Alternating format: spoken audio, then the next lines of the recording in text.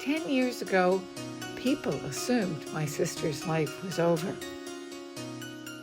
My name is Teresa. I am 41. I am 26. I am a female. I have been sinned. The CCAC said I couldn't decide where I live or who cares for me. Then they put me into an old age nursing home. I did not want to be there. That is wrong. It's my own advice to decide. Teresa fought back with a petition, 25,000 supporters, and a public letter. And finally, the government apologized.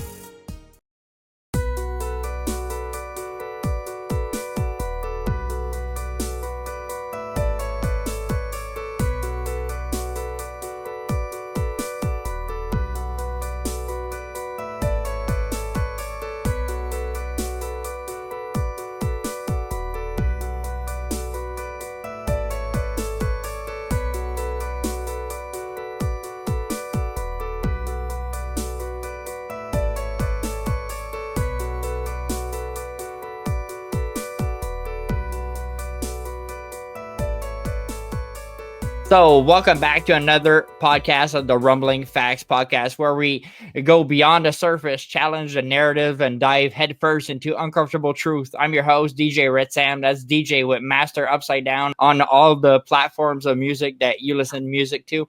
And here, we don't back down from what people are afraid to talk about. This isn't just your average podcast, people. This is a place where we break down walls, uncover hidden truths, and expose the facts that are too often ignored by the people. And hey, while you're here, go check out my music at the end of the show. It's going to be very worth your time. Every week, we bring you guests who have amazing stories that create change and are standing up for what's right in life. Today is no exception. Today's guest is someone who embodies everything this podcast fucking stands for, people. Truth, courage, and fighting for what's fucking right. Franke James is an award-winning author, activist, and artist who made her mark by fighting for truth and exposing the systems that oppress. With her latest book now, Freeing Teresa, a true story about my sister and me, is a heart-wrenching and inspiring account of how she stood against her own family, the government, and the medical system to protect her sister, and even her sister who has Down syndrome, and her father as well. Franke exposed widespread abuse in the systems of hospital mental care and stuff like that. This is exactly the kind of guest we want on the Rumbling Facts podcast. Welcome to the podcast. How you doing, Franke? Hi there. Great, Sam. Thank you so much for having me. You've got an exciting show going. It was such an honor to listen to this whole story. When I saw it was 7 hours at the beginning, I'm like, okay, so let's do this just a couple days before to really keep it as fresh as possible. And I really love the fact that you got actors, and all those voice actors are Down syndrome people as well. Two of them. Wow. Two of the actors have Down syndrome. And Nice. I think that authentic representation is just so important. And every time I hear the actress who plays Teresa, Lauren Potter, it's just, I love it. She does a beautiful job. I was creating this story, how many details and the voices really brought it to life. I had trouble going to sleep last night because I just wanted to finish it last night, but I couldn't. I was too tired at 3 a.m. So I was like, okay, let's finish it tomorrow morning. Your story is deeply personal and emotional. What made you decide to turn it into a book, and why 10 years later? Well, when the events were happening 10 years ago, like 2013, I thought, this doesn't make sense. This is crazy. You know, what my siblings were planning to put my sister, Teresa, youngest sister, Teresa, in a nursing home. And she'd lived with my dad all her life. She was so happy. And to put her in an institution, I was just horrified. So I thought, I must have this wrong. I must be misunderstanding what's going on. And I should start recording every which way I can, with audio, with video, with photographs, or whatever, every way, so that I can record it and get a better understanding of what's happening. In case things really go off the rails. And people said, "Why did you stand back?" Well, I didn't stand back. I was right in there interviewing my siblings and asking them why they were planning to put Teresa in an institution. And so, since it took 10 years to write this, what did your family and sisters and brother that were against this whole idea of just you saving your sister? Because me, what I find ridiculous of them, it's at the beginning, like when you guys are trying to figure out who's gonna take Teresa, and then that moment, if something happens, like nobody wanted to stand up. At a certain point, your brother did, but everybody knew he was gonna choke out, and they asked you, and you weren't ready right then and there at that second. Yeah. So at the end, when you and your husband, that seems like a wonderful and incredible man, like literally stands up and like, we'll take her. Well, right then and there, they don't want nothing to do with that, and now they try to hide all their movements of what they plan to do. It's like, how did you feel back then, right there at that moment? You're like, did you guys want this at the beginning, that I take her or somebody takes her? Yes, that's right. And so, but you have to understand that I was the little sister that was upsetting their plan. And the group had what they thought was a very smart plan that was going to get Teresa taken care of for the rest of her life. Roof over her head, food in her belly, and to be in an institution for the rest of her life, long-term care institution. And I was just horrified. I thought, like who wants at 49 to be put in a long-term care, a nursing home for old people and people who are sick and dying? So I was horrified. And I came up with all sorts of solutions, like put Teresa in a group home, etc. And there's an organization called Lights that would set up houses where the families get together. But it wasn't going to work. No. My sister Deirdre, as you heard in the book, she wouldn't tell me where the long-term care home was going to be. And she told me I would just have to walk farther. So I thought, you know what? They're really going to do it. They're going to put Teresa in a long-term care home, and I have to stop them. The only way to stop them is for us to step forward and say, we will take Teresa. And so we did. And then it didn't stop them. They went ahead. They went ahead anyway to put her in. I was just like, it was crazy. I can't even imagine them coming to the place of your father and trying to take your father out, saying that he wanted to kill himself a couple of days ago, when that wasn't true. Just so he couldn't have authority of your sister anymore. They were at that point with you, and I was like, wow, are you kidding me? This is really this is something else, just for them to be right. Well, it's like she was a team with your father since the beginning, and you just wanted to keep the word that your father had for her, to keep her close to the family there. Yes, that's right. And the way that they took Teresa away from my father was like on November 27th, 2013, my brother came by, who I call Conrad in the book. My brother came by my dad's condo and said, we're taking Teresa out. And, give her a nice breakfast and she'll go to her programs. And they took her out for a fancy breakfast and then checked her into a nursing home. And I was just, when I got the email later that night telling me what had happened, I was horrified. And I thought, we need to do something. We have to get her out. And so I spoke with my dad, and he was horrified and didn't want Teresa there. And we consulted lawyers and activists, and how do we get someone out of a long-term care institution? How do you do it? And so it took us about 4 days to put a plan together, but on November 30th, 2013, we went down there as a group, my husband, my father, and myself, and we sat down in Teresa's room and asked for the papers that got Teresa checked into the nursing home. And that was really the key. So if anyone is in a situation like this, ask for the paperwork. Yeah. Who signed Teresa into the nursing home? My brother Conrad. And that's what the papers revealed. And so I'm skipping over, but you asked me, why did it take 10 years? It's a very tough story to tell. And I needed to process it.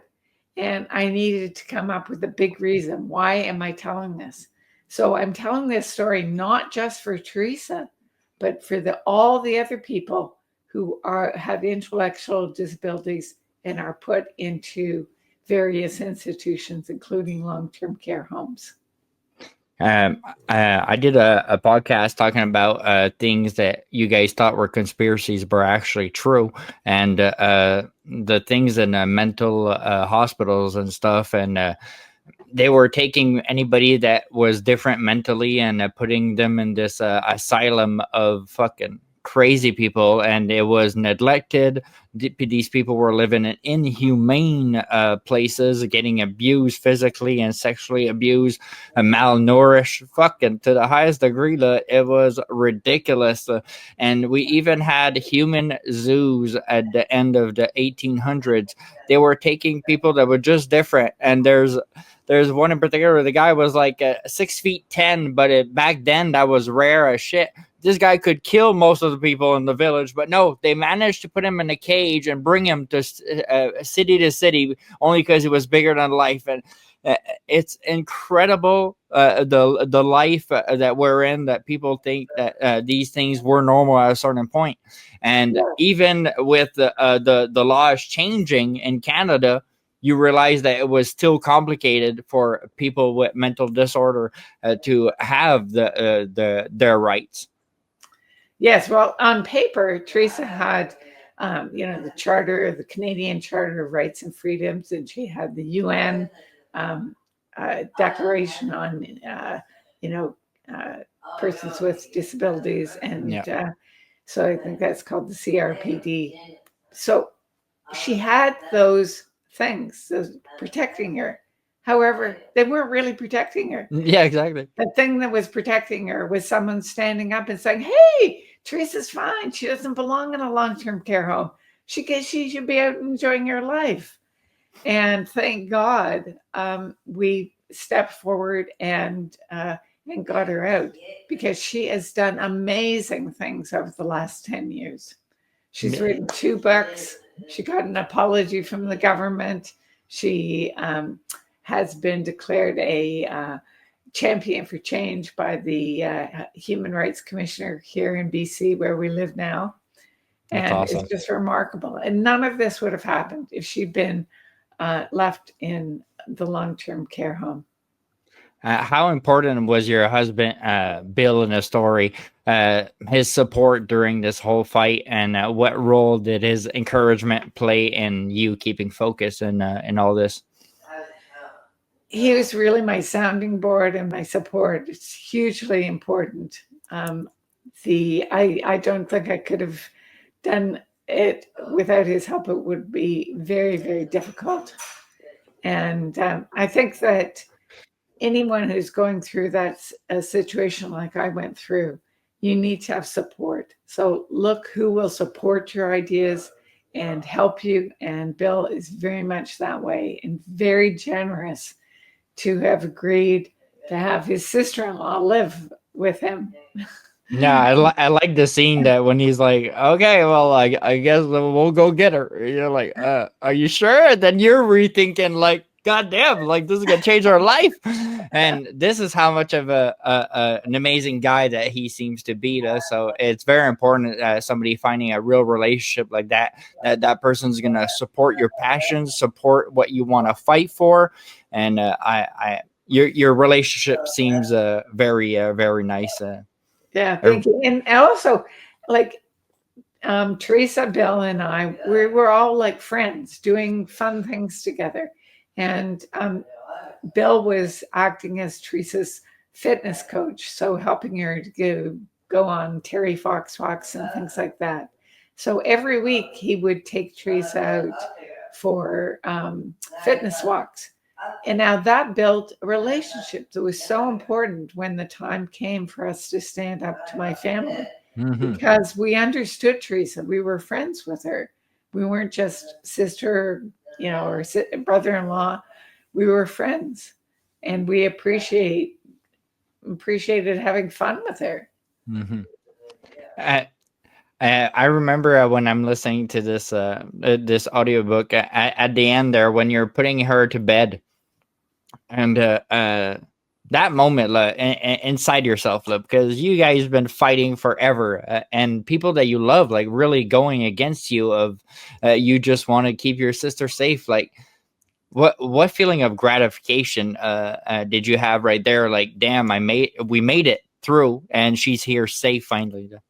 I was so appreciative. I was so grateful that, despite all the craziness that we've been through, and what a roller coaster, and all the forces, like the police, that we had to face, that we had gotten Teresa back safe and sound, and that it was just seemed like a miracle to have her with us again, and so important. And I also thought that the other people, who wanted Teresa in the nursing home, and there was a whole circle of people, everyone from the system to siblings who wanted Teresa in the nursing home. And I figured that over the years, they would come to their senses. They would understand that she's doing well. Did they after a couple of years, like, get over it, or you still? Unfortunately, they have not yet. Wow. And that's why it's taken me 10, almost 11 years now. What, like, you're supposed to know, Frankie, like you fight for truth. That's been your life. And that goes with my next question. You were blacklisted by the Canadian government for the climate change activism. How did your experience prepare you to face the battle with against your family and the system for your sister? So it was so important, because it really taught me, how to submit freedom of information requests to find out what people were saying behind the scenes, to record conversations, because the bureaucrats would often call, and by recording it, I get it on the record, and they lose their chance to keep it off the record. Okay, yeah.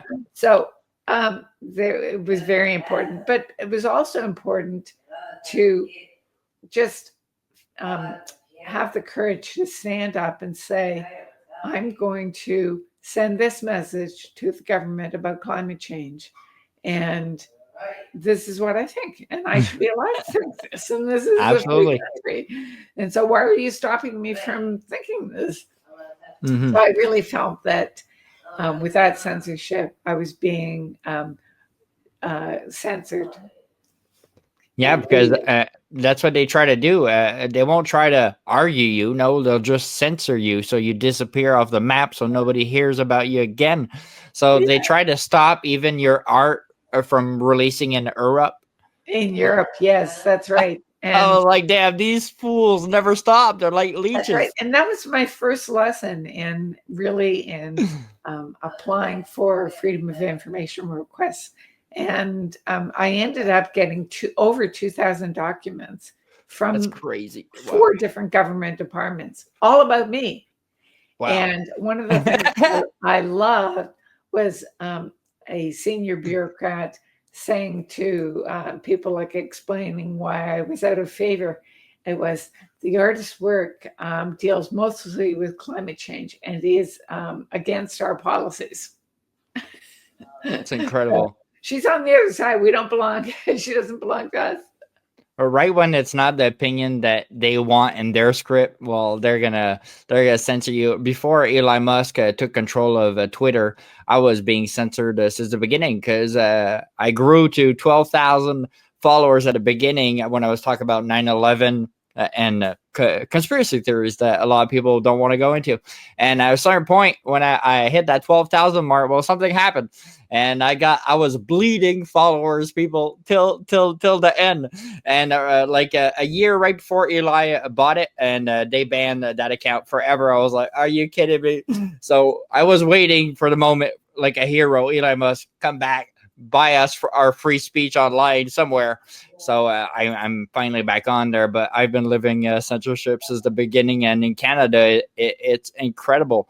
One of my friends wrote on one of my posts, and I on Facebook, and I go check out the post, and I don't even see my post anymore. It's written, "The government of Canada does not allow you to see this." It's my own post, people.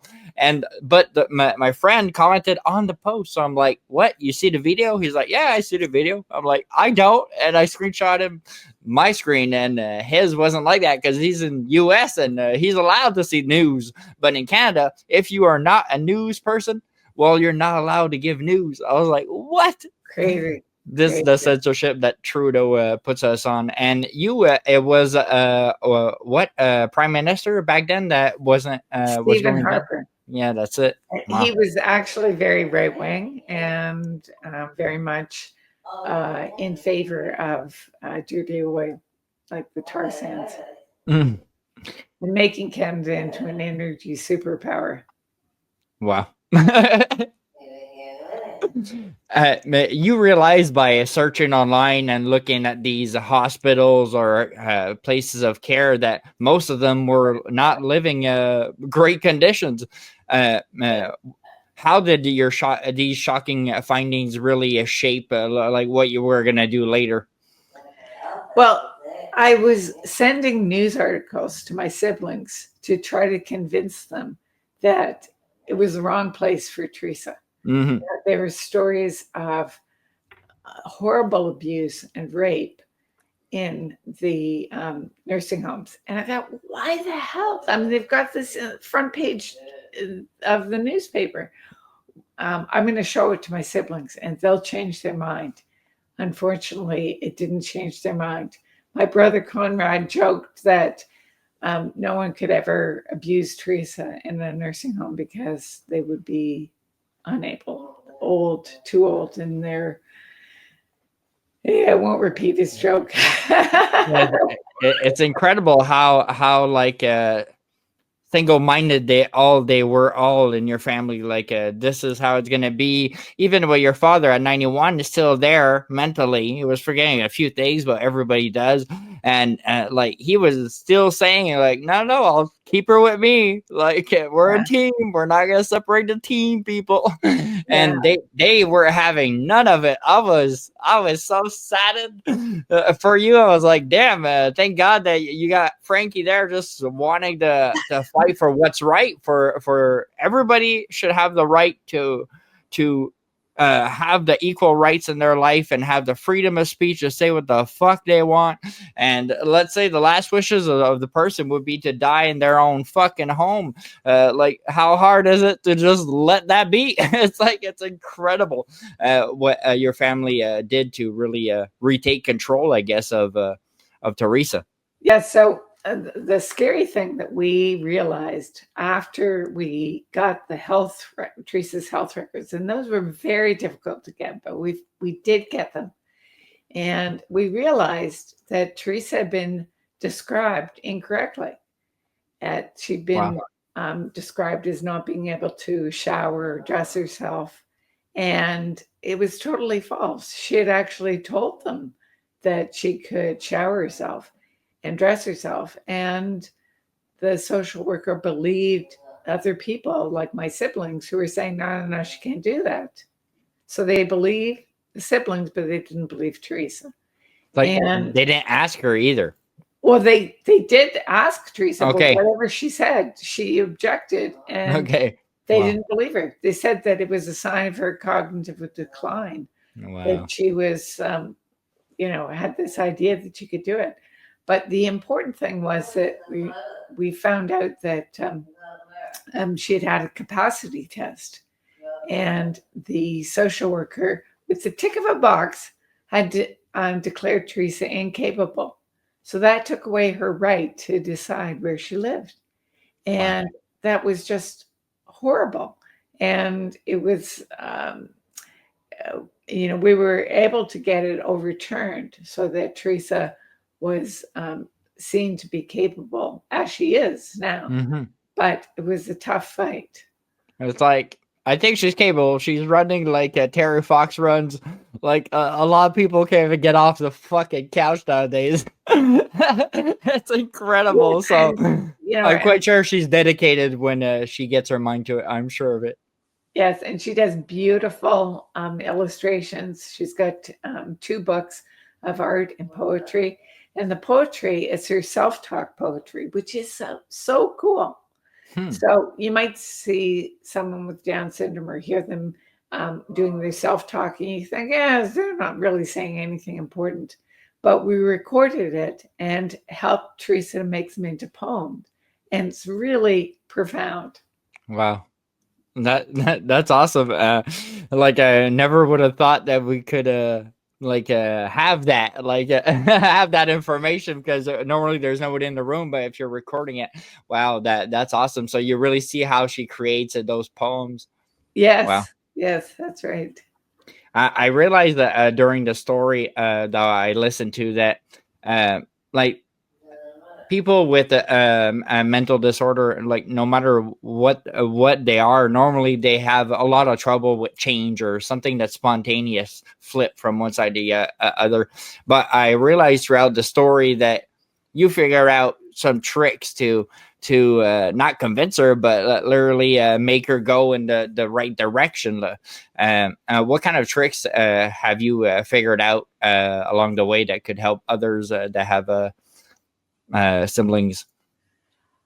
That's a good question. Well, I remember that this was very scary, but when we were at the nursing home, we asked Teresa if she wanted to leave because we were all there. We were ready to rescue her, right?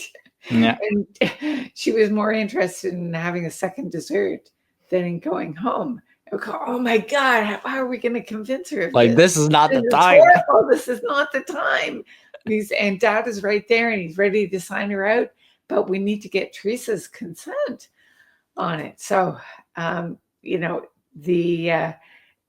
Teresa understood when we used the word forever. You will be here forever. And Teresa was able to say, forever is too long. I want to come home. So with Teresa, it's repeating things over and over again.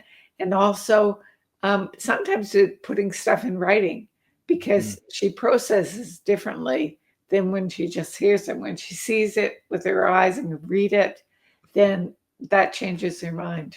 It's like when you were trying to become guardian of her, and she didn't want that. She wanted her father. You're like, yeah, it's gonna be your father, but let's say he can't. It's gonna be me now. Yeah. So her reading that paper really started to make sense for her even more. That's right. That's right. You mentioned your mother teaching you the power of positive thinking. How did that influence your approach in life? Mom was a huge champion of Teresa. And I remember from the time that Teresa was just born, my mother said that Teresa had poor muscle tone and she was going to get her into physical like a personal trainer. And so she did. And so I used to tag along with my mom and Teresa to these gym lessons. And Teresa would be screaming bloody murder. And I would, Mom, you got to stop these lessons. This is, Teresa hates them. And my mother said, no, they're good for her. It's important for her. So, and she was right. And so by the time Teresa was about 3 or 4, she was able to climb the gym ropes, which is amazing. And that was so exciting. And we have photos to show Teresa climbing the ropes. Wow. For sure. I want you to send me this after, because I'll put in the podcast during. Wow. How do you think Teresa's story reflects the broader societal issues that we have of ableism and the mistreatment of people with disabilities? And can you explain ableism at the same time for people that don't know what the hell that is? Yeah. So now the word ableism, I had no idea what it was. Me neither. Before your story. It was just like, well, what's ableism? And but I got a rude wake up call in 2013 when Teresa was put in, and that to me was ableism. And so ableism is discrimination towards people with disabilities, and it can be conscious or unconscious. And it's not giving them people with disabilities the chance to do things that sort of normal, regular people would do. And so we go back to the decision about going into a nursing home at 49. How many people do you know that are healthy would want to be put in a nursing home at 49? Like, zero. See the hands up, please. Nobody puts their hands up. And so that's discrimination, that Teresa needed the support to make her own decision about where she would live. And nowadays, do you think that is still happening? Yes, there are thousands of people across Canada and down into the US. In fact, the UN says that this is a massive violation of human rights, that around the world, it's happening all over the place. Wow. I think it's the government high place that they need to start checking these places, because we can't always have little heroes like you on the street with signs. We really need a real impact on this. But when I've got to disagree with you there. So each of us, we have the power to speak up. Very important that each of us have the courage to speak up and defend the people who are too vulnerable or unable to speak for themselves. I mean, Teresa was really surrounded by this whole group, this circle, who wanted to put her in a nursing home. And how could she defend herself? It was very, very tough. She needed somebody to step forward. And thank God I was there. And I would urge other people, maybe you're making decisions about a family member. Well, the family member should be at the table. They should be deciding with you about their future. They should not be excluded, as Teresa was. Teresa's whole future was being planned out without any participation by Teresa. So there's a phrase in the disability community called nothing about us without us. And that just means, I want to be at the table. I want to make my decisions. I don't want somebody making them for me. And they were doing that with your father as well, literally in secret to take control of Teresa at the end game, because it was all for Teresa. That was the end game for them. Yeah, it was like my father wanted all his life, for a lot of his life, to have Teresa live with family. And so he made the decision that my brother Conrad was going to take Teresa. And Conrad agreed. But then Conrad changed his mind. But the fact that I've stepped forward as Teresa's sister and taken her is right in line with what Dad wanted for Teresa. And I think that it's so important because we have given her not just food and shelter, but we've been able to give her love every day.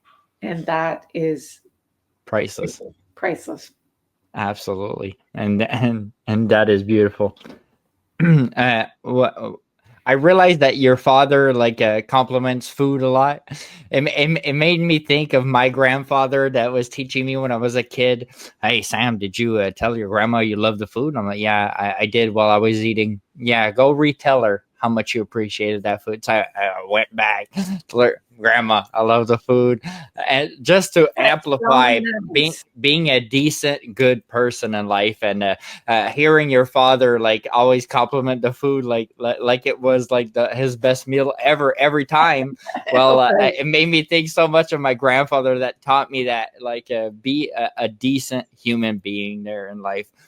And did your parents being activism themselves for years and years make you want to go in that field, like stand up for what's right and stand up for what you believe? Yes, well, my dad was a lawyer, and I think I somehow just absorbed the activism from from their behavior. And I mean, they were quiet people and very conservative. And so, but they did something that was so extraordinary. When Teresa was, just 13 years old, she was in a documentary called Exploding the Myth. And that documentary was showing Teresa as this wonderful, she's accepted in the community, she's part of the family. And they were also showing people who were in the institutions, and they were fighting the prejudice that had put them in the institutions. So it's so important that my parents, at that point in time, back in 1979, they, were in the documentary with Teresa, speaking up for for Teresa's right to be in the community and to be treated, just like everyone else. And your parents were everywhere, though. So she'd be included in every single thing. They're like fucking heroes. I love that shit. I was hearing that. I'm like, oh, that's my kind of people. Somebody that fights for what they believe and go against the grain. Man, you got something to say, fucking say it in life. And it's so beautiful to seeing parents really protect their child and really give their child the same chance as the 6 other child that they had right before. Yes, That that's is great. that is really incredible. You're an artist and an author and an activist. How does these roles intersect when you're fighting for truth and justice? Well, the thing is that when I went down with my dad to help and my husband to help get Teresa out, that was the first time that I sort of felt like my dad understood that maybe this activism stuff that I'm doing is kind of important. And it was so nice that we were able to rescue Teresa, and so important. And when we were celebrating, Dad was saying, how wonderful it was. Nobody else could have done it. And that was really good. That was really great. That was a No, wonderful moment. knowing that maybe the black sheep of the family is the one that just saves the day in the end. That's right. Because I'm not respected by my siblings. Mhm. And by the government either back then at that time. What are the hardest moments that you found through your entire journey trying to fight back to get your sister safe? Good question. It really, I think, having to stand up to my family and say, I'm sorry, this is it. We're going to protect Teresa. We're going to get her out, and she's going to come and live with us. And it's been very hard to have to, choose my family over Teresa's freedom. And I think I've made the right decision, but it's one that I would hope that other people don't have to go through. Mm-hmm. I'm sure you did the right decision. I remember when I'm listening to the audio and your sister is like, close the recorder. We're really gonna talk. No, that's a tactic to literally get you off the recording. No, you want to say something. we'll record fucking everything just in case you want to change something you say there. You won't be able to do that. Like you had to do that at the end because they were doing stuff behind planned doors just to make sure that you didn't have Teresa at the end. And just the fact of you getting the papers of like how much does the government really give her to help her a month, and her health thingy that you said, it's like it's incredible that they were gonna let you go through every little hoop to really get Adan, your sister. Yeah, and we're really fortunate that we decided we're going to build, a great future for ourselves and for Teresa. And so we knew that we couldn't do it in Toronto. And so we picked up and we left on March 1st, 2014, and came to British Columbia, which is the other side of the country. And we were so lucky in coming to BC because it has much better rights for people with disabilities. Wow. They have a representation agreement, which is so Teresa can be supported to make decisions rather than have someone else make them for her. That is fucking incredible. I'm in Quebec here, and we have so many rules there that you ain't free in Quebec, people. Well, I don't find there because I could say something right now and Trudeau could come get me at my place. It's literally, we're in a censor world of lunatics. Everybody should have the right to say his opinion and say what the fuck he wants in his life. Your siblings' actions seemed, for me, they're controlled. It was for control and fear. Do you think their intentions were good, like somehow, like from their point of view, I guess? Well, that's a tough thing to answer, but I will say that they believed that they were doing the right thing and that I was doing the wrong thing in helping Teresa. And in their own minds, they thought Teresa was going to be safe in a nursing home, as I said, with food in her belly and a roof over her head for the rest of her life. And it was all going to be paid for by the government. And so what a sweet deal. But who wants to be confined and segregated? It was just horrible. Teresa would have no freedom. And not even the freedom to decide what she did each day. And so thank goodness that, I don't understand my siblings' point of view on it, or I don't agree with it whatsoever. But looking back, what do you think this fight taught Teresa about her own strengths and independence, and how has her life changed since gaining her freedom? So she wrote 2 books, and she's going there. Well, the most important, I think, like March 21st, 2014, we had a video recorder. We taped Teresa talking about being put in a nursing home and asking the government for an apology. And we put it on change.org on March 21st, 2014. And that was so wonderful to hear Teresa speak up and say, I'm a female, I've got Down syndrome, I'm 49, and I don't want to be in a nursing home. And that was wrong. Put me there. It was just like, that was it. That's great. And Teresa, and we got an outpouring of support. So important. 25,000 people signed her petition asking for an apology.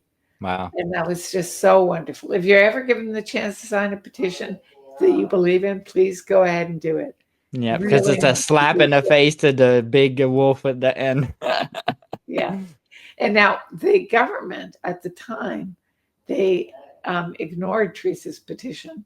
And they pretended like, I don't know. They didn't see it. It took us another 2 years of campaigning and a great letter that was signed by 6 disability rights organizations to finally get an apology. Nothing stands in your way. You went to get that apology. Wow. Yeah, you like truth, eh? I do. Yeah, there's an addiction I find myself there. I'm OCD and uh, life is chaos, but facts and truth, there's no chaos in that. It's reality and we can live in that. So I've been fighting for truth for anything in my life. And it's an addiction. After you start uncovering something, you're like, oh boy, let's get more to this. And you keep going down the rabbit hole. And then you realize that this whole system is corrupted. And a lot of people are giving out misinformation about a lot of stuff. And how do you ensure that your message stays authentic and factual in such a noisy world of misinformation? Well, when I was writing the book, Frank Teresa, I was very afraid, and I wanted assurance we weren't going to get sued like crazy. So I hired some lawyers to go over it and make sure that and explain to me how can I say this? Can I say that? They say, well, have you got proof? Yes, you've got proof. It's so important. So the documenting that I did all the way up made a huge difference.